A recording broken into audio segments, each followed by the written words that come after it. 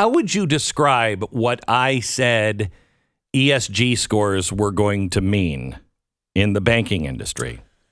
ESG, environment, governance, and social justice, right? That's the ESG, what they stand for. And the basic concept, and I know you go into much more depth on this in your new book, The Great Reset, which is coming out in January. But in the I'm looking for a general, what your take is on that. Basic concept is you just being a profitable business is not enough. You need to hit these standards that make the world better by their view. And the ESG standard is like basically going to give you a score.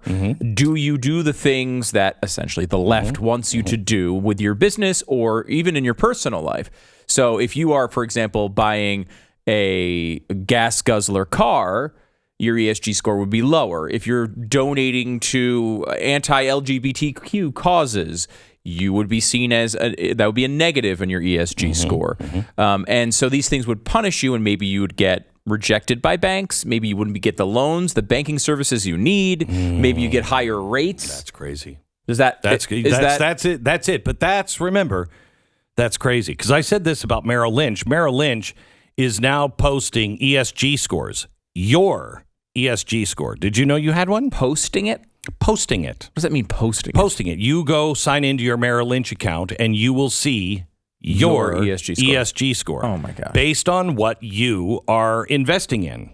Okay? So if you want your ESG score to go up, you better reallocate some of the money and get out of some of these brown industries. Right. And then you get this thing that goes on where people now will start lobbying to have positive ESG. This is happening with nuclear energy right now, where they're trying to get nuclear energy to be a good thing for your ESG because score. It is. Because it is, at least for the environmental part of that, no emissions and everything. And they want to develop new nuclear energy, but they can't do it until they get this ESG score, this stamp of approval from the ESG masters. Okay, so back in March, I said Merrill Lynch had put this up, and they were going to use this now to start judging you. Merrill Lynch and Bank of America responded immediately, the fastest response to anything I've ever seen in anything we've ever done. It was an immediate response. And they said, many of our self-directed clients have expressed an interest in applying an ESG lens to investment opportunities. And I'll define ESG lens in a second, but a lot of clients say they want to look at investments that they're considering making and looking at them through the lens of environmental, social, and governance information. And this is just to help them assess the opportunities and the risks if they want to. It's completely optional. These ratings are available. Not everybody uses them, but they have absolute no impact on any individual's credit or the ability to access any of our other services at all. Okay, that was back in March. Now that's Bank of America. Let me give you this story from Citigroup today in Bloomberg. Citigroup will eventually expect borrowers to have a credible plan for measuring and reducing their carbon footprint as part of the bank's pledge to achieve net zero greenhouse gas emissions. So they have made a promise to the globe. I promise you that we're gonna have zero net emissions on all the loans that we make. We will not hurt Big Blue. We're not gonna do it, who loves his earth. So, for them to have no emissions, zero net emissions, that means they can't loan any money out to people who are investing in brown industries. What's your ESG score? Who are you investing in? Because we can't invest in you if you're investing in anything brown. The firm says they are still formulating plans for how it will go about pulling off its pledge. Chief Executive Officer Jane Fraser said Tuesday at the Wall Street Journal CEO Council Conference, when asked how the firm would respond to a natural gas driller looking for a 30-year loan to build infrastructure, Fraser said, well, it'll start with a conversation. If they don't have a credible plan and they're not able to come up with targets and metrics and disclosures, then it'll be a shorter conversation. Citigroup's climate plans are a key push for Fraser, who made the pledge to achieve net zero emissions by 2050 on her first day. Fraser was one of the many financiers who descended on Glasgow earlier this year for a climate summit, where she called for global leaders to set consistent sustainability standards that would make it easier for clients to invest in green projects.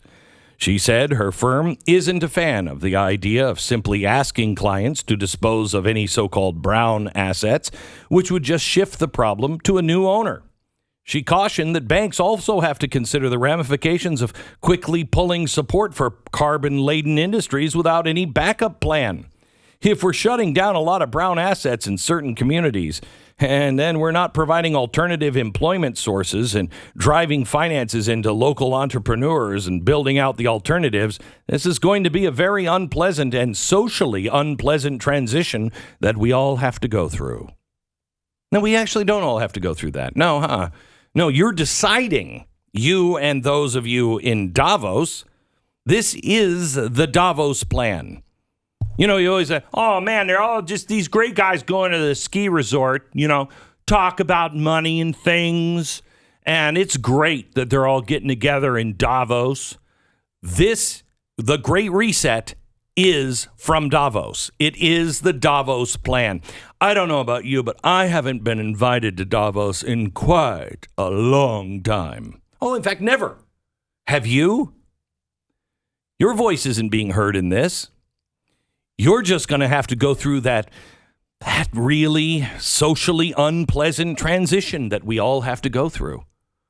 Because why? Why do we have to go through this? Oh, that's right. Because they've decided. You don't have a say in it.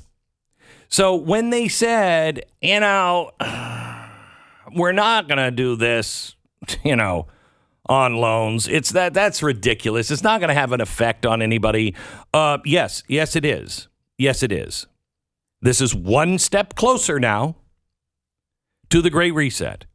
This is one step closer to you not being able to get a loan for something you want to do. And if you want to buy a dirty old house, oh my gosh, what are your plans to make sure that that's a greenhouse? What are your plans to make sure that that doesn't take all that oil to heat that house? I mean, we'll help you. You just have to take out a loan, to make sure you do all that. Now, that might be a loan you can't afford. Then maybe you shouldn't have the house, but we can sell it to somebody like BlackRock who has the money. And they have the credibility with the bank to be able to turn that into a green house. And then you can rent it from them. See how this is working?